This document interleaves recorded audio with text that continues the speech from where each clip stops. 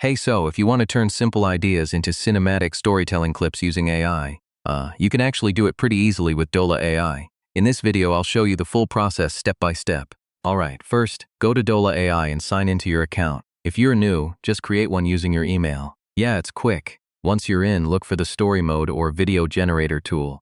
This is where you'll build your storytelling clip. Now, write a short story idea. Keep it simple, a beginning, middle, and end. For example, a small creator who learns how AI changes his life. Next, let the AI convert your story into scenes.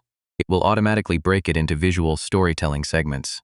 Now choose characters, backgrounds, and a visual style. This is where your story starts to feel alive. Then, add a voiceover. You can choose emotional tones like calm, dramatic, or energetic depending on your story. Next, add background music and subtle effects to make your storytelling more cinematic and engaging. Finally, preview your storytelling clip. If everything looks good, export it in high quality. So yeah, that's how you can make AI-driven storytelling clips using Dola AI. It's a powerful way to turn ideas into visuals fast. If this helped, feel free to check out more AI tutorials like this. Thanks for watching.